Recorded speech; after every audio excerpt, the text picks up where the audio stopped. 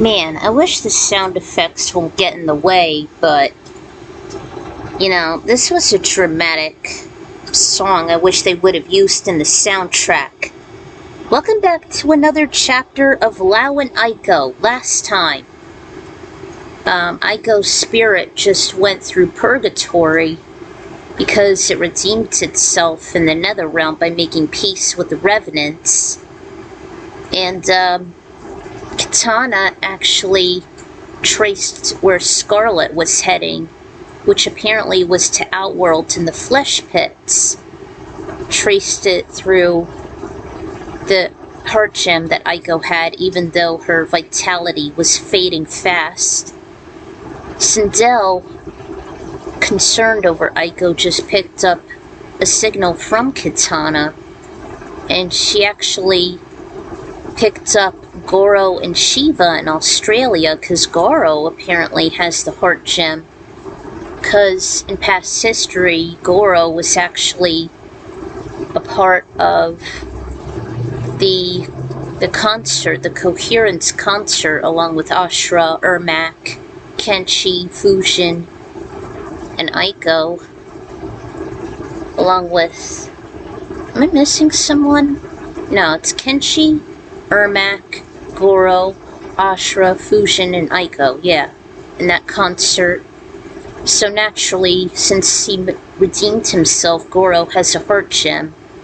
And Sindel let Goro know from Kitana that he followed Skarlet to the flesh pits.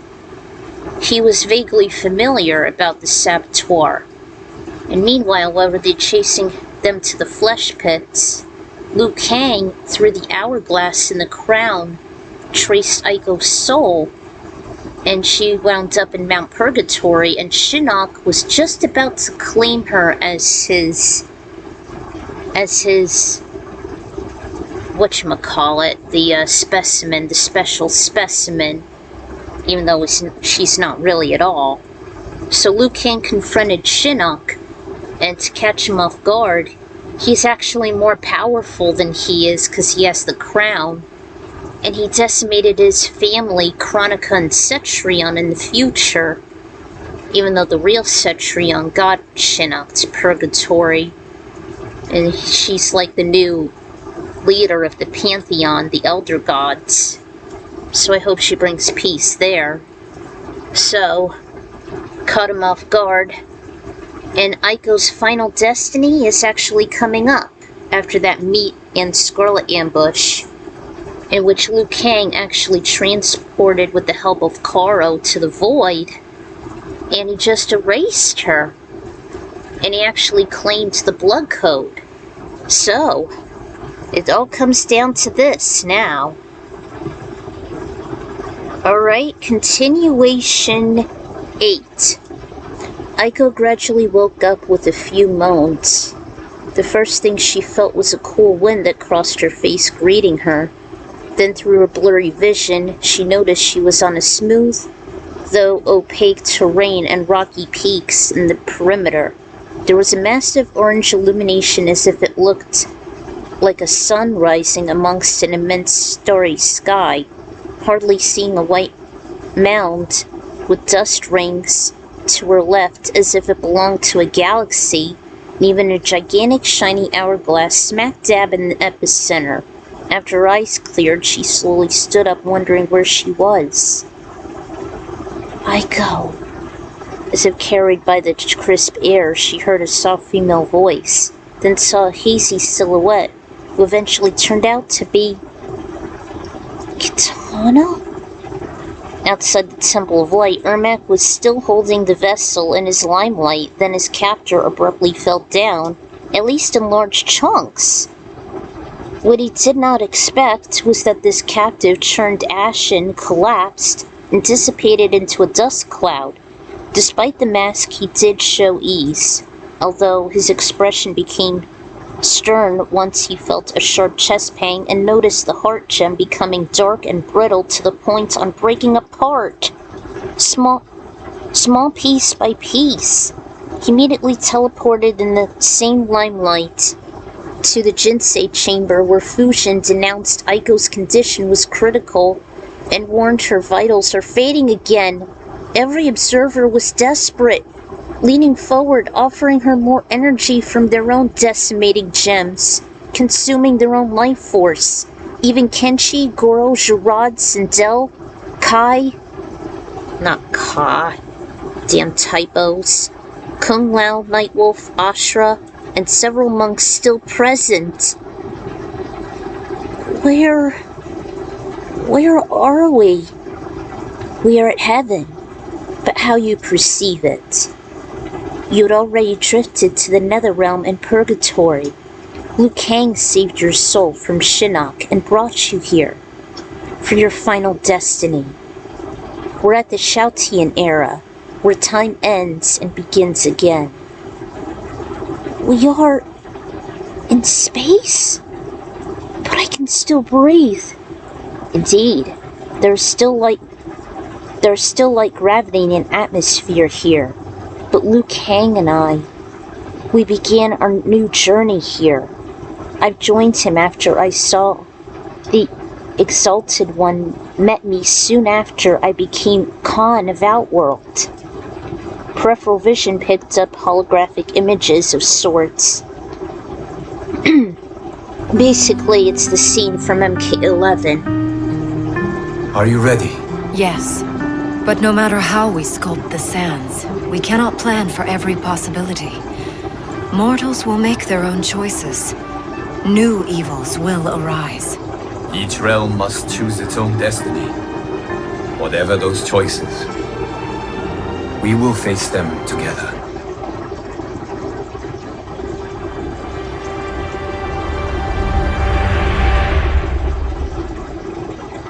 Kitana faced him with assured, loving eyes, finally reunited with her beloved, preparing to architect history as one.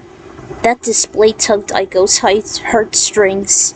Her eyes began to water and she covered her face with a hand, attempting to hide her emotional expression, but failed.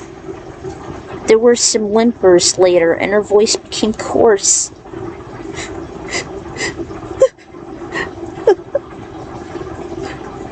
I'm sorry. I'm so sorry. Aiko. I've let you down. Raiden got you killed. There was nothing I could do as I was just a kid. Kitana reassured. It wasn't for nothing.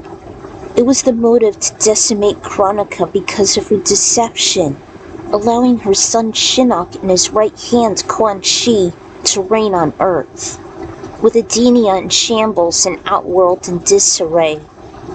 Liu learned from his revenant self, through Raiden's merge, thus bringing you to the past and starting anew indirectly. Each one of us is responsible for our own destiny. She embraced her. Your story is yours all along, and it's yet to be finished. This here is your last destiny.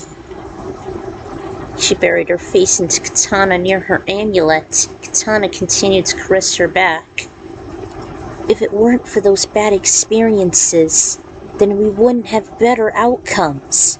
Learning from history, thus never being repeated. You are going to achieve your destiny. And through those experiences, everyone lived for the better, including them. She pointed away.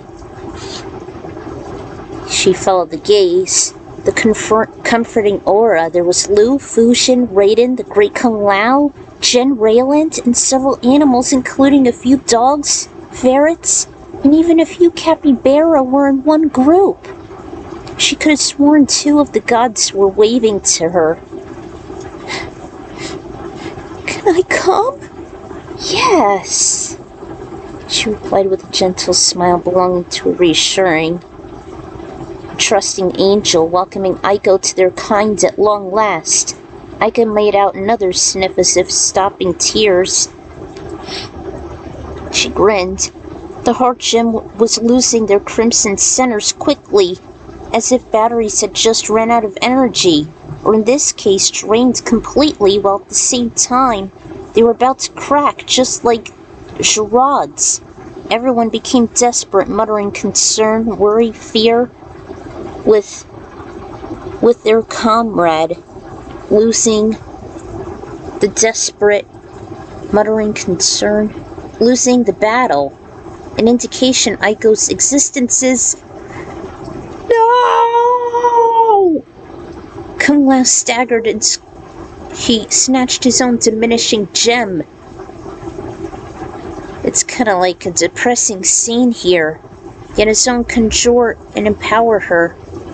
His face became very tense, his eyes squinting and nearly shut, grinding his teeth with each despairing snarl.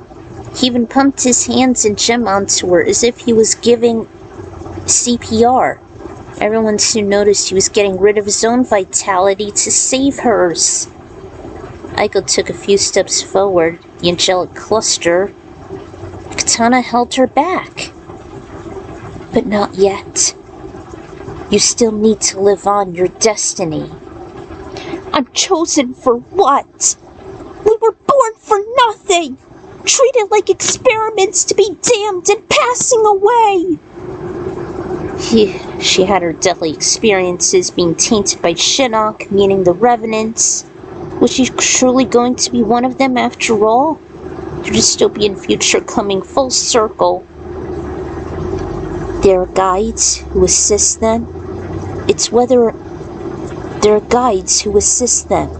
It's whether or not to use their hearts to determine who they are, who they would be, change their fate.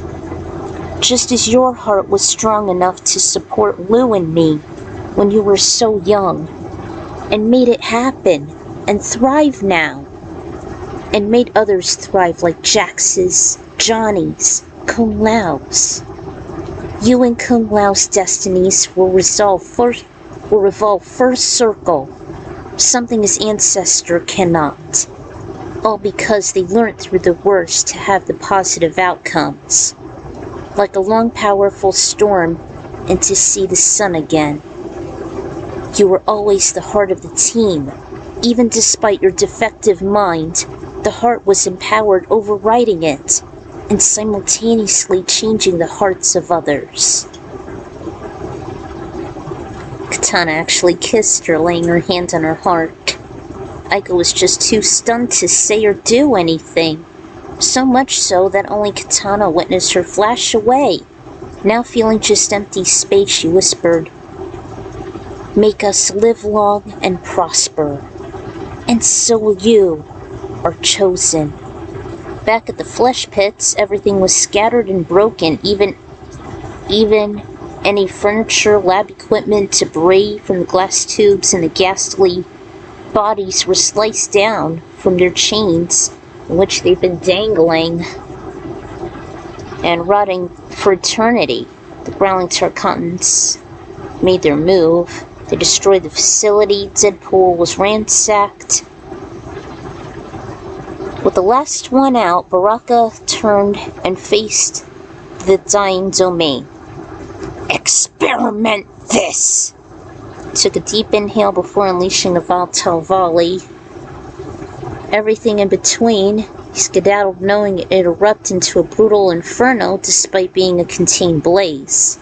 The Horde simply just stood back and watched the demon overlord's pride and joy crumble into cinders that not even the nether realm would reform.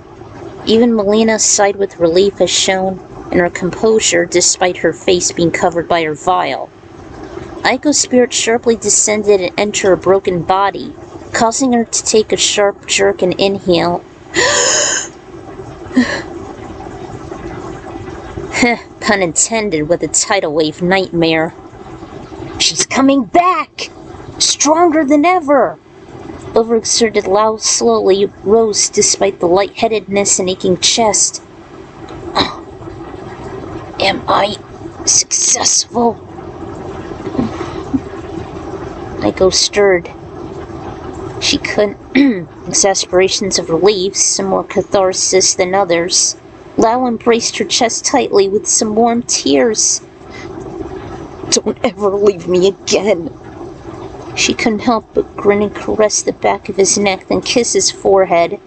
Ashra stated, "Aiko, we love you very much, and we're happy you're alive." In the distant Yingyang Island, both Caro and even the capybara herd had witnessed what just transpired in the hourglass's eye.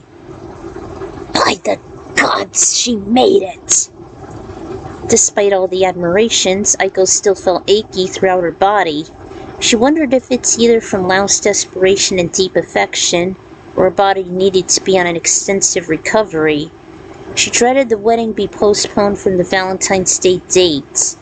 She was also curious on how long remained unconscious, in which Fujin replied about 12 hours. "I appreciate it, but where's some food when you need it?" The Wayne God was the first to look up and noticed a cinnabar warming light, who turned out to be Lord Liu Kang. "Welcome back, Aiko." After he sat down beside her, he explained everything about Aiko's spiritual journey that can be quite similar to Dante's Inferno.